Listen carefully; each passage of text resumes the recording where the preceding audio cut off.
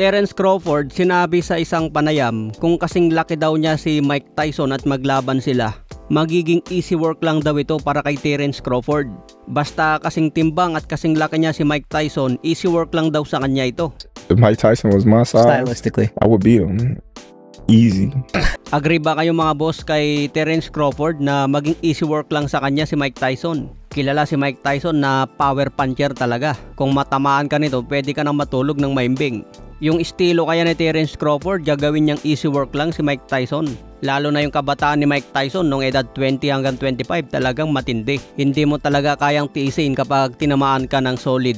Sa iba pang balita, sumagot si Khabib kay Jake Paul mga boss. Sinabi kasi ni Jake Paul sa isang panayam, papayag siya na labanan si Khabib sa MMA. Ang kailangan lang daw ni Jake Paul, sanayin ng kanyang wrestling skills para matalo niya si Khabib. Sumagot naman si Khabib mga boss na hindi raw ito magiging easy para kay Jake Paul. Marami pa raw kailangang aralin si Jake Paul para manalo sa MMA. Sinabi pa ni Khabib kung bigyan siya ng offer ni Jake Paul, papayag ito na lumaban sa MMA. Pagbibigyan daw niya ang kagustuhan ni Jake Paul. So imagine niyo mga boss kung sakaling matuloy ito, sino kaya sa tingin niyo ang mananalo dito? Sa laki ni Jake Paul, siguro mahirapan din si Khabib na i-take down ito. Pero sa experience ni Khabib sa ground fighting mga boss, tingin ko gugulpin pa din niya si Jake Paul. Pero ngayong December mga boss, pinag-uusapan na ang posibleng laban ni Jake Paul kay Anthony Joshua. Kung makasurvive dito si Jake Paul at talunin niya si Joshua, siguradong makakuha na ng credit si Jake Paul bilang boksingero. Pero mukhang malabo na kaya niyang talunin si Anthony Joshua. Isang Olympian si Anthony Joshua at former unified champion.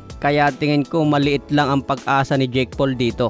Pero abangan pa rin natin ngayong December mga boss kung matutuloy yan. Sa iba pang balita, Eman Bacosa Pacquiao, sinabing paborito niyang boksingero si Ryan Garcia. Sinabi rin dati ni Eman Bacosa na may posibilidad na aakyat siya sa welterweight division habang tumatagal ang karera. Matangkad kasi si Bacosa mga boss, halos magkasing tangkad lang kami nito, 5'11". Kaya itong si Eman Bacosa mga boss, pang welterweight division talaga ito. Kaya din niya umakyat hanggang super welterweight division. Kung sakaling matapos ang karera niya sa pagboboxing, pwede ito maging artista mga boss. Maturuan lang ito umakting katulad ni Pambansang Kamao, marami na rin siyang nagawang pelikula. Kaya maraming opportunity ang nag-aabang dito kay Eman Bacosa. Kaya abangan natin ang karera niyan mga boss. Sa iba pang balita, nagharap na rin kanina si Xander Zayas at si Abbas Barao.